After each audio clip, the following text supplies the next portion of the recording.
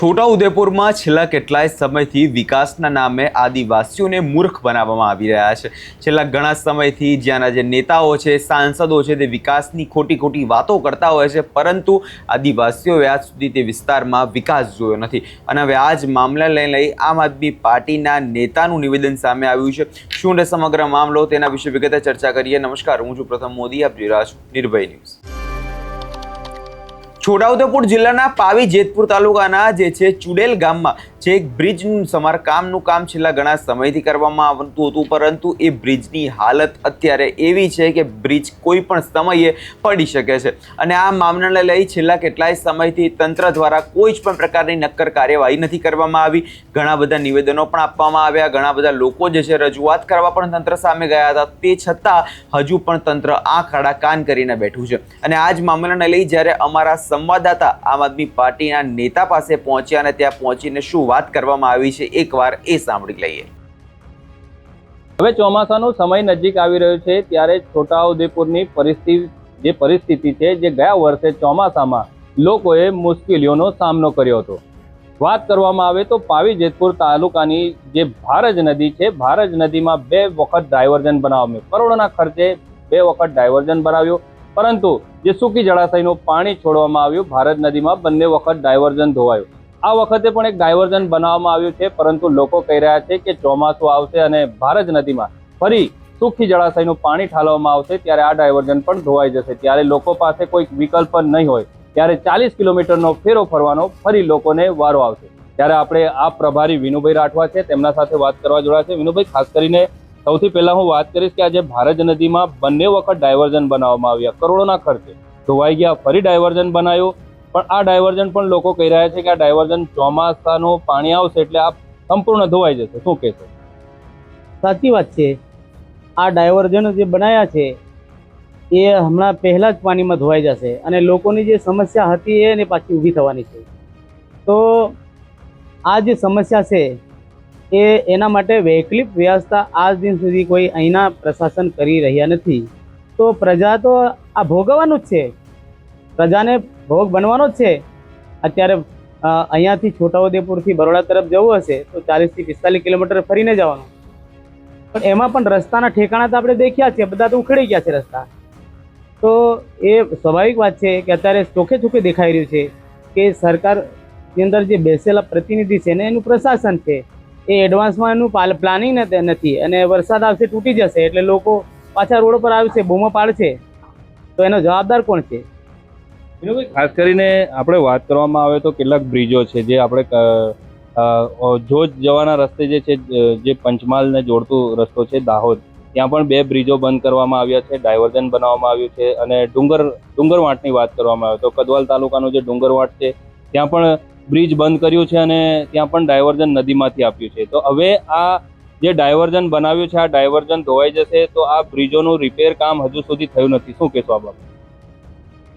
અમને લાગી રહ્યું છે આ ફક્ત ભ્રષ્ટાચાર કરવાની પાછળ જ બધા લાગ્યા છે, કામ કરવાની વાત જ નથી। અહીંયા ડુંગરવાટનું ડાયવર્ઝન છે એ ડાયવર્ઝન એકદમ નદીમાં બનાવ્યું છે।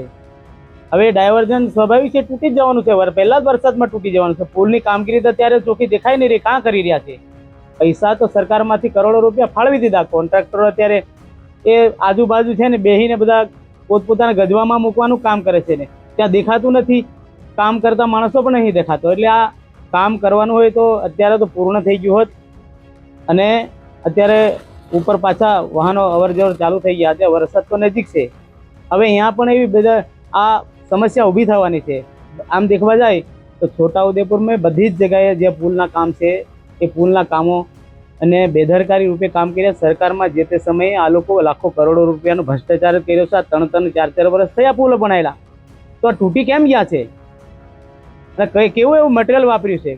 એને તપાસ સમિતિ તપાસ કેમ નથી કરતી? વારે ઘડી આમાં બૂમો પાડવાની હોય છે, પ્રજા આજે એને હેરાન થાય છે, તો એનો જવાબદાર કોણ છે? રોડ રસ્તાની વાત કરવામાં આવે તો પેલી રીતે નવા રોડ બને છે, ચોમાસાનો સમય આવે છે ત્યારે એ રોડના અંદર ખાડા પડી જતા હોય છે। એક સમજો કે એ જે રોડની અંદર ખાડા પડતા હોય ત્યાં એ રોડમાં અકસ્માત સર્જાય અને લોકો મોતને પણ ભેટે છે, તો આ બાબતે આપનું શું કહેવું? રોડની અંદર ખાડા પડી જાય છે અને મોતની અંદર જે આ ભોગ બને છે તો એને ચોખ્ખે ચોખ્ખું જવાબદાર સરકારી પ્રતિનિધિ પ્રશાસન છે. પહેલા જ વરસાદની અંદર ખાડા પડી જાય છે, એ ખાડા બી પડી જાય છે 3-3, 4-4 ફૂટના આપણે નજરે દેખી રહ્યા છે. આજે અહીંયાથી મધ્યપ્રદેશ જતા આ જે રોડ છે અલીરાજપુર છોટાઉદેપુરથી, એ રોડની હાલત તમે દેખો, બધા જ પુલો પર ખાડા પડી ગયા છે અને ત્યાં પણ તૂટીને ભૂક્કા થઈ ગયા છે. આ પેલા વિસાડિયાની અંદર પુલના જે કામ ચાલે છે ત્યાં તો એક બાજુ તો કામ ચાલુ ને કર્યું ને બીજી બાજુ સાઈડ પાછું તૂટવાનું ચાલુ થઈ ગયું. તો તંત્ર ધ્યાન શું રાખે? તો ખરેખર છે ને આ ભ્રષ્ટાચાર કરવામાં લાગ્યા છે અને લોકોને જે ભોગ બને છે એનો જવાબદારી બી એ લોકો છે. તો એ દેખાઈ રહ્યું છે બધું. અને અહીંયા ડામર પાથરે છે, અમે જોયું છે ઘણી વાર, ડામર તો ડાયરેક્ટ માટી પર પાથરી દે, નહીં તો મેટલિંગ કરતા એ લોકો. તો કરવા શું માંગે છે આ લોકો? આ ભેગા થઈને આ છેલ્લો મોકો મળ્યો છે એવું લાગે છે એ લોકો કે હવે અમારી સરકાર જવાની છે તો હવે કરીએ શું? છેલ્લે બધા ભેગા થઈ અને બધું ભ્રષ્ટાચાર જ કરી લેવું છે એ લોકો. વિનુભાઈ, તમારા વિસ્તારની વાત કરવામાં આવે તો રાટ વિસ્તારમાં જે જોડામાઠથી ગોરધલીને જોડતો એક માર્ગ છે, ત્યાં રેલવે ગરનાળું આવેલું છે. રેલવે ગરનાળામાં ચોમાસાના સમયે લગભગ 6 થી 7 ફૂટ પાણી ભરાઈ જાય છે અને ગોરધલી ને રજુઆંટમાં જે 2 બ્રિજો છે ત્યાં ઓરસંગનું પટ આવેલું છે, લો લેવલ કોઝવે છે, ત્યાંથી પાણી પસાર થાય છે તો લોકોને ઘણી બધી મુશ્કેલીઓનો સામનો કરવો પડતો છે. આ બાબતે આપનું શું? જે મેઇન રોડ છે હાઈવે જોડાવટમાં, ત્યાંથી આપણે 4 કિલોમીટર સમથિંગ અંદર જવાનું છે ગામડાઓની અંદર. ત્યાં જે રોડ જાય છે ત્યાં રેલવે ગરનાળો આવે છે, એ બધાને ખબર જ છે. હવે રેલવે ગરનાળા લીધે અમે ત્યાંના ઘણા બધા લોકો, સામાજિક આગેવાનો લોકો, ત્યાં જે લોકો હેરાન થઈ રહ્યા છે, એ લોકો ખૂબ રજૂઆતો કરી સરકારમાં, પ્રશાસનને ખૂબ રજૂઆતો કરી, પણ હજુ સુધી જે વૈકલ્પિક વ્યવસ્થા કરવાની છે વ્યવસ્થિત રીતે, એની વ્યવસ્થા હજુ પૂરી નહીં કરી શક્યા. અને ત્યાં એક બનાવ્યું છે ગરનાળાની બાજુમાં, તો 108 નીકળી જાય એના માટે બનાવ્યું હતો. એ તો એકદમ બાઇક લઈને જાય છે લોકો તો માથે અડી જાય છે, તો 108 કઈ રીતે નીકળી શકશે? ખાલી કહેવાની વાત છે, એ લોકોને ખબર પડી જોઈએ કે ભાઈ આ અહીંયા લોકો ભોગ બની રહ્યા છે, 108 નીકળી જવી જોઈએ, વરસાદની અંદર પાણી ભરાઈ જાય એના માટે. તો વૈકલ્પિક વ્યવસ્થા માટે આ ઊભું કર્યું. તો ત્યાં ખાલી શોભાના ગાંઠિયા જેવું ઊભું કરીને આ લોકો એ કરી દીધું છે. તો એનો પણ જવાબદાર એ લોકો છે અને ખરેખર એ લોકો વ્યવસ્થિત રીતે કરવાનું છે કામ. લાખો કરોડો ત્યાં અત્યારે પુલનું કામ ચાલે છે. હવે ત્યાં પુલના કામની બાજુમાં જે કોઝવે બનાવેલું છે તો આ પહેલા જ વરસાદની અંદર ધોવાઈ જશે. તો આ લોકોને ભારે ગરીબ કહેવાનું નથી જશે. આ 5 વર્ષ થઈ ગયા એમને કહ્યું છે ખાના નીકળે છે અને તમે પૂરણ કરીને ઉપર પ્લાસ્ટર મારી દો, એટલે કરવું જ નથી. એટલે આમને આમ લોકોની પ્રજાને હેરાન કરવા માટેનું ષડયંત્ર કહેવાય લોકોને. આમ આ કામ લઈ આવ્યા, પેલું ફલાણું કામ લઈ આવ્યા, પણ કામ તો અત્યારે થતું નથી. આ લોકોથી થઈ ગયો તો આ લોકો હેરાન ના થાય. તો ચોખ્ખે ચોખ્ખું દેખાઈ રહ્યું છે. અહીંયા છોટાઉદેપુરમાં એવું જ નથી, સમગ્ર ગુજરાતમાં બધી જ જગ્યાએ આ લોકો ભ્રષ્ટાચાર કરવામાં વ્યસ્ત થયા છે.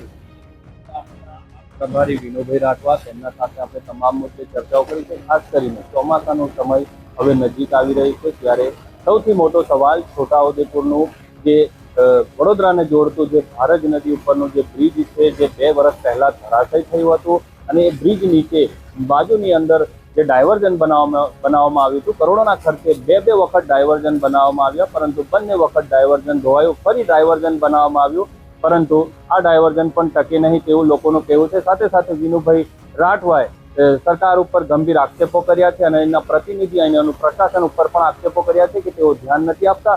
તેને લઈ આજે પ્રજા છે તેમને ફરી 40 કિલોમીટરનો ફેરો ફરવાનો વારો આવશે તેવું વિનુભાઈ રાઠવાએ આક્ષેપ કર્યો છે. રફીક મકરાણી, નિર્ભય ન્યૂઝ, છોટાઉદેપુર. હવે અહીંયા તમે જે રીતે આમ આદમી પાર્ટીના નેતાને સાંભળ્યા અને તેમના દ્વારા વાત એવી કહેવામાં આવી રહી છે, જે તંત્ર છે તે હવે ભ્રષ્ટાચારી થઈ ગયું છે, જે નેતાઓ છે તેમને માત્ર પૈસા કમાવામાં રસ છે, બાકી આદિવાસીઓના વિકાસની વાતો કોઈ નથી કરતું. હવે આ જે તમામ બાબતો છે તેને લઈ આમ આદમી પાર્ટી મેદાને આવી જશું. ચૈતર વસાવા પણ ત્યાં પહોંચીને આ મામલે ઉગ્ર વિરોધ કરે છે કે નહીં તે ખાસ કરીને જોવાનું એ રહેશે. આ વિષયમાં તમારો શું અભિપ્રાય છે અમને કમેન્ટ કરી ચોક્કસથી જણાવજો. અને અમારી ચેનલ નિર્ભય ન્યૂઝ લાઇક, શેર અને સબસ્ક્રાઈબ કરવાનું ભૂલશો નહીં.